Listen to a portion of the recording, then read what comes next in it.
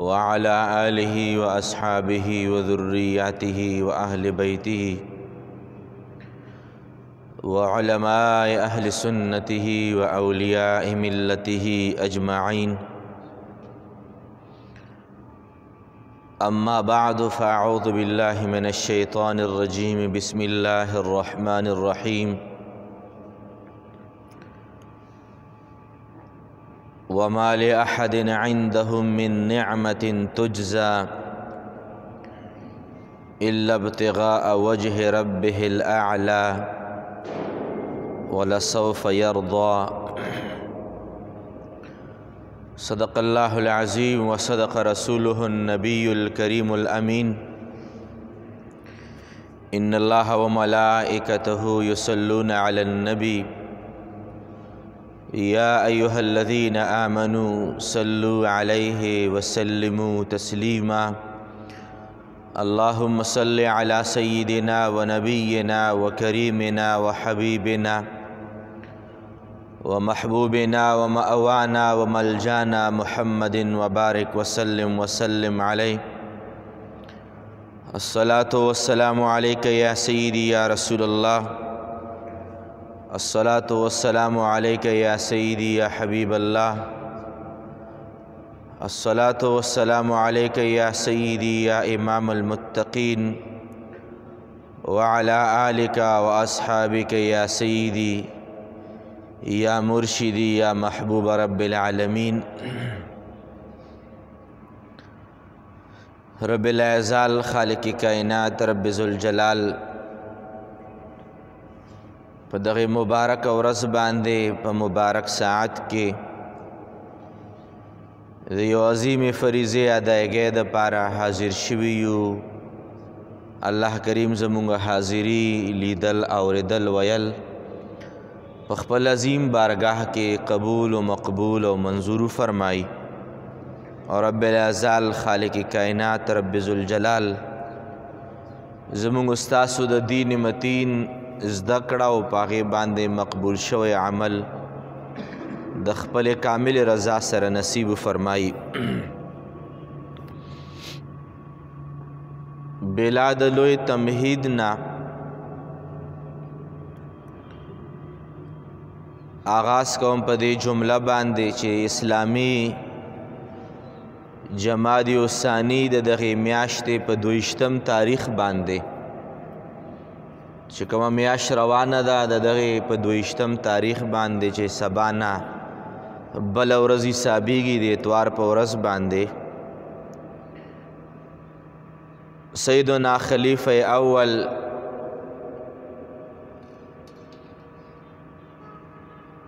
سیدنا ابو بکر صدیق رضی اللہ تعالی عنہ وصال شویو د دې دنیا نه پرده شوی وه او هر کله چې دا ورځ او شپې راځي د هغوی په ذکر خیر باندې ځانونه ښایسته کوو چونکې بیا جمادی الثانی 22 تاریخ را قریب دی. د هغوی مبارکو په ذکر خیر سره ځانونه او خپل عملونه او خپل اعمال ښایسته کولو کوشش کوو. الله کریم خالق کائنات د کل پیغمبرانو علیهم السلام سره او کل اصحابه کرام او کل اهل بیت اطهار رضوان الله علیهم اجمعین سره زمونږ مینه محبت نصیب فرمایي او د هغوی په نقش قدم باندې د تلو توفیق زمونږ نصیب فرمایي. کله چې حضرت سیدنا بلال حبشی رضی اللہ تعالی عنہ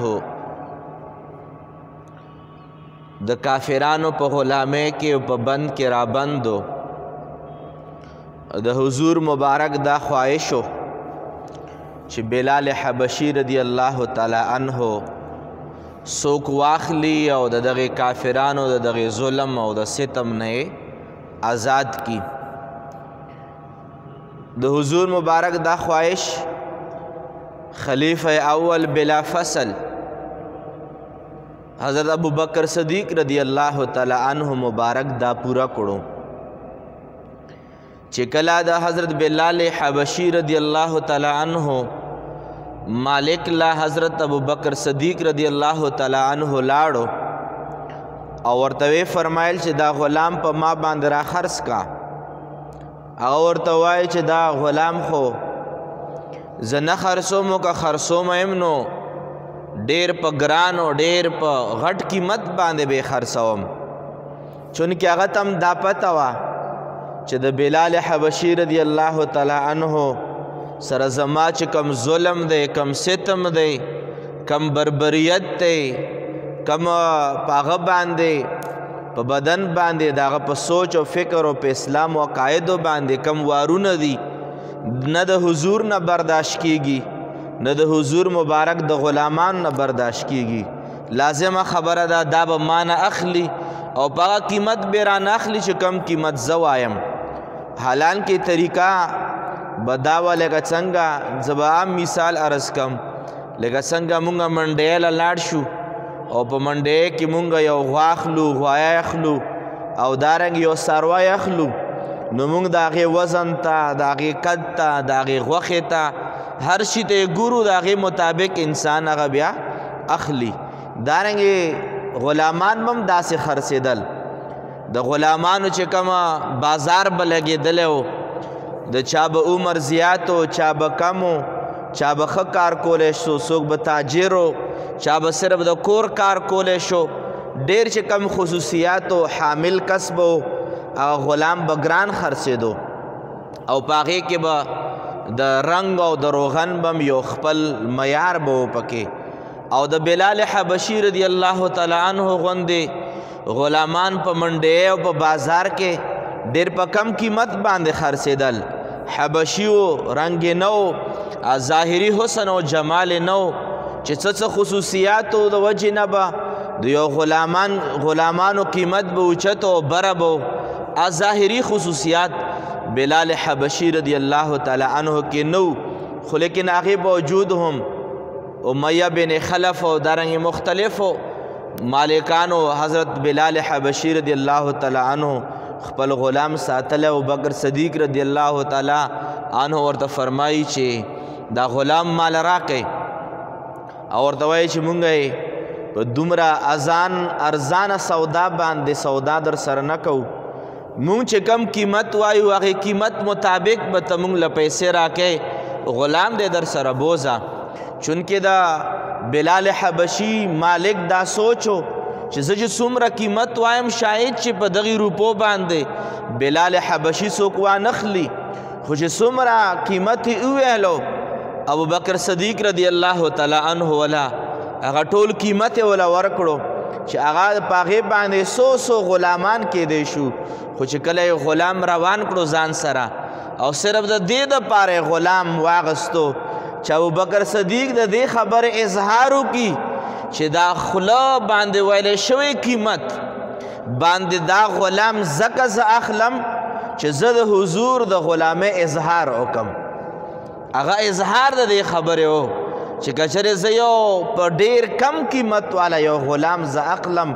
ډېر په لوی قیمت باندې اخلم، صرف د دې دپاره اخلم چې زه دې خبرې اظهار وکړم چې غلام ځکه اخلم په دومره لوی قیمت باندې چې زه د حضور مبارک د غلامۍ اظهار وکړم. چې کله غلام روان کړو ټولو خلکو کافرانو دا یو خبره جوړه کړه،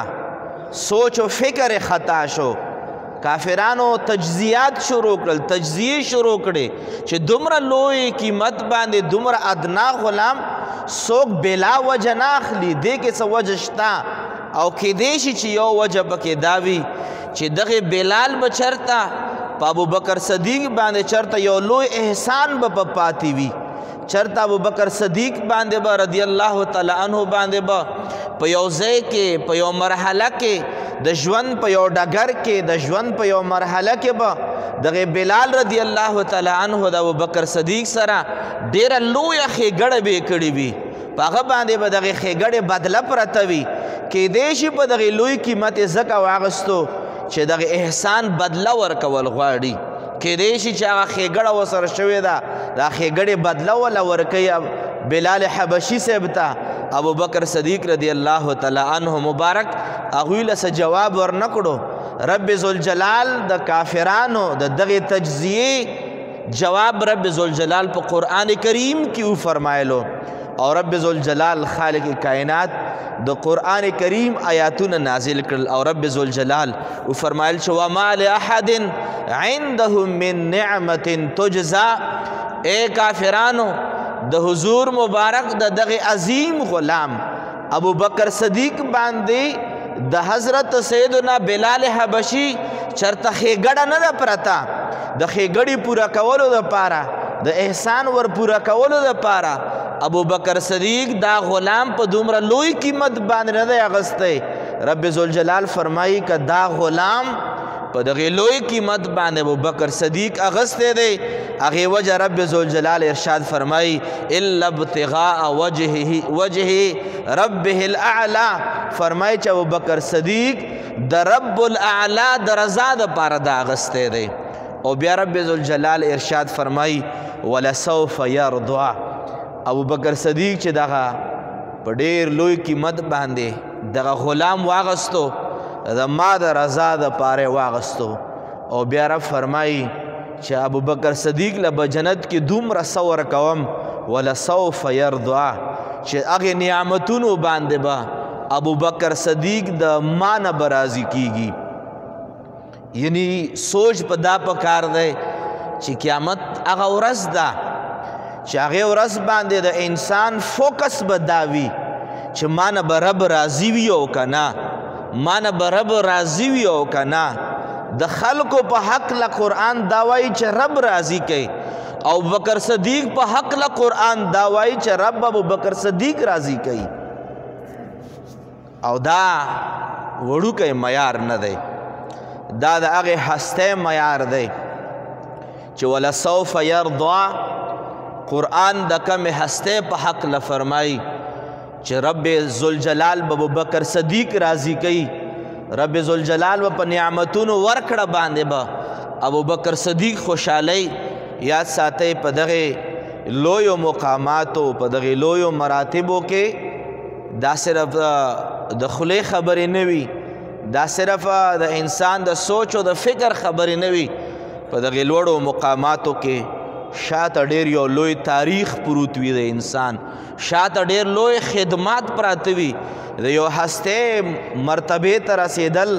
او بیا په قرآن باندې رب کائنات چې کومه هستي ستایي په هغې په شا باندې د ابوبکر صدیق رضی الله تعالی عنه زندگی بیا د سټډي کېدو ده د مطالعې ده او د هغې د زندګۍ نه د اخذ کولو دپاره د کتابونو لټ په لټ باندې کتل دي بیا پته لګي چې ولسوف یرضا چې رب ذوالجلال د کمې هستۍ په حق له باندې وایي د هغه په شا باندې کم یو تاریخ پروت دی ابوبکر صدیق رضی الله تعالی عنه چې کله دوه په دوه باندې د حضور مبارک سره د هجرت په سفر باندې روانېږي هر څه ابوبکر صدیق د هجرت په سفر کې هر څه پرېښودل او صرف د حضور مبارک نه د یو پتنګ په شان د تاوېدو را تاوېدو علما لیکي چې کله به ابوبکر صدیق رضی الله تعالی عنه په دغه شپه باندې کله به د حضور مبارک نه مخکې روان شو په دې سوچ باندې چې که څوک حضور باندې وار کوي څوک په گزار کوي چې گزار اول د ابوبکر صدیق په سینه باندې لګي بیا به دا سوچ راغی چې مخکې خو څوک نه ښکاري بیا به ته شاته ودرېدو شاته به روان شو شاته به د حضور مبارک په شا باندې د ډال په شان دی ودرېدو بیا به سوچ راغی شا باندې هم څوک وار والا نه ښکاري کیدی شي ښي طرف ته څوک وار ونه کړي دی به ښي طرف ته شو کله به ګز طرف ته او د پتنګ په شان دی د حضور مبارک د شمع رسالت نه تاوېدو را تاوېدو ان تر دې پورې چې غار سور ته ورسېدل او په غار سور کې بیا چې څه نو د هغې دپاره یو لوی داستان دی خو قرآن کریم فرقان حمید یو خبرې طرف ته ضرور اشاره کړې ده چې کله حضرت ابوبکر صدیق رضی الله تعالی عنه په غار سور کې د حضور مبارک دپاره خفه شو چې هسې نه چې دغې غار له څوک راشي او په غار کې د حضور مبارک ته څوک تکلیف ونه رسوي حضور مبارک دپاره خفه شو رب ذوالجلال آیاتونه نازل کړل او یې فرمایي چې ثانی اثنین اذ هما فی الغار اذ یقول لصاحبه لا تحزن ان الله معنا. رب ذوالجلال دغه غار منظر کشیو فرمایلا او فرمایل چې بغار کې صرف 2 کسانو دریم ور سره زوم او چې کله په دغه دواړو کې یو کس خپه شو نو خپل دوست حضور مبارک خپل دوست ته فرمایل خپل صحابي ته فرمایل چې لا تحزن ان الله معنا. اے ابو بکر صدیق خپه کېږه ما د مونږ سره رب ذوالجلال موجود دی زمونږ سره رب ذوالجلال مرسته موجود ده. اے ابو بکر صدیق مه خفه کېږه. یاد ساتئ چې د کمې هستۍ په شان کې د کم بزرگ شخصیت په شان کې قرآن کریم آیاتونه راځي یاد ساتئ هغې ته ابو بکر صدیق رضی الله تعالی عنه ویلی شي او د هغه مبارک نامه بذات خود د هغه مبارک شخصیت بذات خود دا د خدماتو تعریف که څوک کول غواړي د عشق او د مینې محبت تعریف که څوک غواړي د صداقت ایکسپلینیشن څوک غواړي دارنګې د وفا مثال ورکول څوک غواړي دارنګې د انسان د اهم کردار تعریف څوک غواړي په کم کم طرف باندې یو انسان ستایلی کېږي هغه ټول صفات د ابوبکر صدیق رضی الله تعالی عنه مبارک په هستی کې موجود دي. که وفا واخلې مثال کتابونو ابو بکر صدیق ورکړی که د عشق او د مینې محبت ته مصطفی علیه السلام واخلې د هغې سرفرست مثال ابو بکر صدیق ورکړی که د خدماتو مثال واخلې تاریخ مجبوره دی چې اول ابو بکر صدیق یاد کی په کم کم لحاظ باندې ابو بکر صدیق رضی الله تعالی عنه مبارک انسان وستای او مشایخ فرمای او الحمدلله په دغه منبر باندې زمونږ عمده طریقه روانه ده چې کله هم داسې ورځې او شپې راشي د چا د مناسبت سره د هغې هستې په حوالې باندې خبرې اترې کېږي او مشایخ فرمایي چې د منبر باندې په یو درس کې په یو ځای کې چې د کمې هستې ذکر ته کوې د هغه د در نه به تا ته په دواړه جهانه کې خیر نصیب کېږي او په همدې امید باندې هر کال چې کله د 12 جمادی الثانی ورځ شپې راغلي لکه دغه اسلامي دغه میاشتې اتوار په ورځ باندې 22 تاریخ اسلامي راځي په دغه 22 تاریخ د دغه میاشتې باندې ابو بکر صدیق رضی الله تعالی عنه د دغه دنیا نه پرده شوې ده دغه دنیا نه وفات شوې ځکه د هغې سره عقیدت په بنیاد باندې عرض کول غواړم ابو بکر صدیق رضی الله تعالی عنه د هر یو ښه خصلت د هر یو ښه صفت مرکز او محور و. یو ورځ حضور مبارک ارشاد فرمایلو چې کچر یو انسان دی او هغه په زړه کې ایمان وي په زړه کې ایمان وي او حضور فرمایل چې ورسره د ایمان سره چې 360 د خو اخلاقو درجې دي 360 د خو اخلاقو درجې دي. حضور فرمایل چې د چا په زړه کې ایمان وي او 360 د خو اخلاقو درجه کې یوه درجه هم د چا ایمان سره یوځای شي د ایمان او د خو اخلاقو د یوې درجې یوځای کېدو په خاطر به الله پاک دا مؤمن جنت ته داخلوي. حضور مبارک فرمایل صحابه کرام ناس دا فرمان علی شان فرمایلو ابو بکر صدیق ورته عرض کوي یا رسول الله زما خو ایمان شته خو په 360 خو اخلاقو درجو کې یا رسول الله ما کې تاسو وینئ چې ما کې یو اخلاقو ښه درجه شته او که نه شته چې بیا زه جنت ته داخل شم. حضور مبارک ورته څه فرمایي حضور مبارک ورته فرمایي چې اے ابو بکر صدیق 360 خو اخلاقو درجه کې ته یوه وایې 360 د خو اخلاقو ټولې درجې ستاسو په هستۍ کې شته څومره درجات د خو اخلاقو دي دا د ابوبکر صدیق رضی الله تعالی عنه مبارک په هستۍ کې شته او هغه هستی چې د حضور مبارک سره د وفا خبرې راشي انسان ذهن هلته لاړ شي چې د حضور مبارک سره ابوبکر صدیق رضی الله تعالی عنه څومره وفا خبرې کړي دي خو که چېرې ابو بکر صدیق رضی الله تعالی عنہ د ژوند دا خبره انسان را یاد کی چې کله ابو بکر صدیق رضی الله تعالی عنہ پلار په خپل باندې فرمایي حضور مبارک تا خپل د ماشومتوب کیسه کوي ورته فرمایي یا رسول الله صلی الله علیه وعلى آله وسلم زه چې کله په ځوانۍ ته رانږدې شوم او زه کله ما عمر د پوهې رالو چې پلار روان کړم بوتخانې ته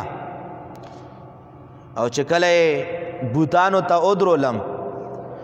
ما ته وی چې خپله نامه د ابوبکر صدیق عبدالله وه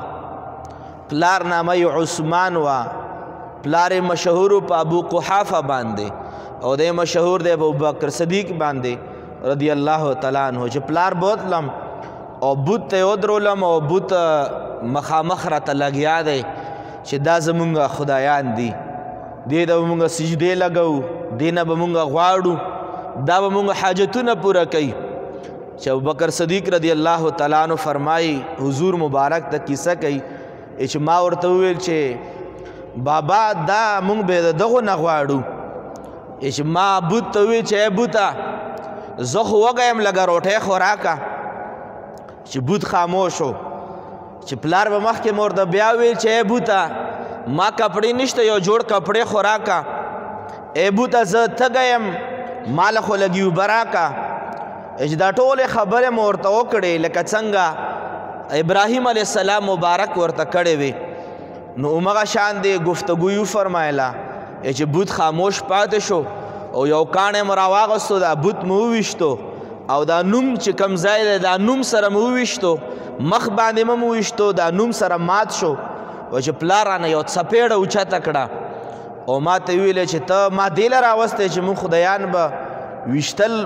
گزار به پکوې ابوبکر صدیق ورته وفرمایه چې بابا چې کم خدای د بنده نه ځان نشي خلاصولی دا خدای به بندگان د مشکلاتو نه څه خلاص کی دا خو په خپله ځان نشي خلاصولی چې لاس نه یې راونیوم او ام الخیر یې چې مور له یې راوستم وایي چې راته وویل چې ښځې دا زوی د سنبال کا دا د ما خدایانو پسې خبرې کوي دا د ما خدایان په کاڼو باندې ولي چې په دې دوران کې ورته مور ورته وایي خپله ښځه ورته وایي ابو قحافه ته او دا جمله د اورېدو قابل ده ورته ویل چې ابو قحافه یې خاونده ما د خپل رب په ذات قسم وي دا ماشوم زما ابو بکر او عبدالله چې کله پیدا کېدو چې ما ته حاطفي آواز وشو ورځ نیمه بعد ابو بکر صدیق پیدا کېدو والا و چې ما ته حاطفي آواز وشو راته وویل چې یا امة الله علی التحقیق قد حملت بولد العتیق اسمه في السماء الصدیق لمحمد صاحب ورفیق ورته فرمایه چې خاوند غوسه کېږه ما د خپل رب په ذات قسم وي چې کله دا عبدالله پیدا کېدو د خدای پاک طرف نه دا آواز ما ته وشو چې ای خوش قسمته بیبي داسې یو ماشوم پیدا کیدونکی دی دستانه چې هغه عتیق دی د جهنم نه به آزاد وي او داسې ماشوم پیدا کیدونکی دی چې اسمان کې په صدیق باندې مشهور دی او داسې ماشوم پیدا کیدونکی دی چې دا به د محمد رسول الله رفیق هم وي او دوست او جګري دوست به هم وي ورته فرمایل چې خاونده د باره کې ما سره خبرې مه کوه دا هغه ماشوم دی چې راتلونکي پیغمبر خدا علیه الصلاة والسلام دا به جګري دوست به وي دا به رفیق وي او یوازې په ځمکه کې به چرچې نه وي په اسمان کې فرشتو کې په صدیق باندې مشهور دی هغې لویې هستۍ ته چې د چا د پیدایش نه وړاندې رب ذوالجلال د هغې والدې ته حاطفي اوازونه کوي خو یاد ساتئ زه به دا خبره د دغې خپلو خبرو په اختتام کې ضرور وکړم چې ډېر داسې په نننیو ورځو شپو کې چې کله د ابوبکر صدیق رضی الله تعالی عنه د ولادت یا د وفات ورځې راشي بعض ډېر بدبخته داسې خلک شته چې اصحابه کرامو پسې بکواس کوي ابوبکر صدیق رضی الله تعالی عنه پسې غلط پوسټونه لګوي او کله وایي چې د فاطمې بیبي رضی الله تعالی عنها سره ظلم کړی دی زیاتی کړی دی او نن 20 جمادی الثانی دی نن په ورځ باندې حضرت فاطمه الزهرا سیده کائنات خاتون جنت رضی الله تعالی عنها د ولادت ورځ ده. ډېر خلک دا یو کوشش لري، یو تصور لري چې د حضور مبارک د خاندان اهل بیتو او د حضور مبارک د اصحابه کرامو منځ کې خلا راولي. ډېر قسمه فضولیات خو یاد ساتئ. ابو بکر صدیق رضی الله تعالی عنه په خپله باندې فرمایي چې د ما زړه سکون په دې کې دی چې زه د حضور مبارک په اولاد باندې خرچه وکم، زه د هغې سره مینه محبت وساتم، زما زړه سکون په دې کې دی. او په دې عقیدت باندې په دې محبت باندې حضرت انس رضی الله تعالی عنه حدیث پاک روایت کوي او حضور مبارک یو ورځ جبرائیل علیہ السلام مبارک ولرالو او حضور مبارک ته عرض کوي یا رسول الله تاسو ته پته شته چې د ستاسو په امت کې حضور مبارک ورته فرمایي چې جبریل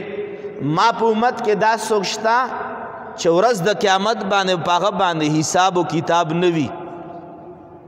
جبریل السلام مبارک ورته عرض کوي فقال نعم یا رسول الله او د ستا په ټول امت باندې حساب و کتاب شته، د یو سا حساب و کتاب بندگان ورکوي. حضور مبارک ته فرمای یا رسول الله صرف یو امتی داسې دی چې خدای پاک به بلا حساب جنت ته داخلوي. او ورته فرمایي چې د هغه نامه ابو بکر صدیق رضی الله تعالی عنه ده. او بیا ورته عرض کوي چې یا رسول الله صلی الله علیه وسلم ابو بکر صدیق ته چې رب ذوالجلال فرمای چې ای زما محبوب بنده جنت ته داخل شه. ابو بکر صدیق به رب ته عرض وکړي یا رب العالمین زه هغه وخته پورې جنت ته نه داخلیږم څو وخته پورې ما سره هغه خلق جنت ته داخل نه کړي چې کومو خلکو په دنیا سره ما سره مینه محبت کړی دی. رب ذوالجلال به ورته وفرمایي ابو بکر تم جنت ته داخل شه او هغه خلق تم جنت ته داخل شي چې کومو خلکو سره په دنیا کې مینه محبت کړی دی. الحمدلله د هغوی محبت د جنت یو ګرنټي ده. هغې هسته دغه دنیا نه چې پرده کړې ده په دغه 22 تاریخ د اسلامی کال باندې کړې ده. په کار دا د حاضرینو او هر کله زه دا یو خبر عرض کول غواړم چې که چېرې مونږ نوجوان نسل د خپلو مشرانو نه او د هغوی د فیض او د برکت نه مالامال کول غواړو، په خپلو کورونو کې د داسې اهم شخصیاتو په هکله چې کم اردو کې، پښتو کې، انګلیش کې، په کم زبان باندې کور کې کسانو عبور دی. په کار دا دی چې موږ د هغوی په زندګۍ په هکله باندې خپل کورونو کې داسې کتابونه کیږدو، په داسې شپو ورځو کې خپلو بچو لا د خپلو اسلافو کم از کم موږ درس وله ورکو. هسې نه چې ما او تا ته شاید چې ډېرو خلکو ته پته هم نه چې ابوبکر صدیق صاحب خپل نوم سو ډېرو خلکو ته پته نه وي. وجه څه ده؟ موږ هغه سټډي کړی نه دی. د هغې زندګۍ نه زه خبر یم نه ما خپل بچي خبر کړي دي. او که چېرې مونږ د اردو د پښتو او دارنګې د سکولو د کالج کتابونه واغستلی شي نو په هغې کې مختلف قسمه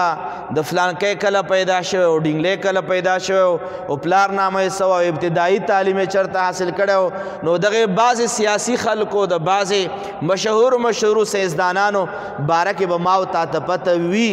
خو لیکن چې د چا د وجې نه زما او د ستا په زړه کې د ایمان چراغ بل دی، زما د ستا ایمان د چا د وجې نه سلامت دی، هغې شخصیاتو په حق باندې موږ ته معمولي غوندې علم هم نشته دی. په کار دا ده، په کار نه بلکې لازم دا ده چې په خپله باندې هم د عشره مبشرو چې کوم اصحابه کرام دي،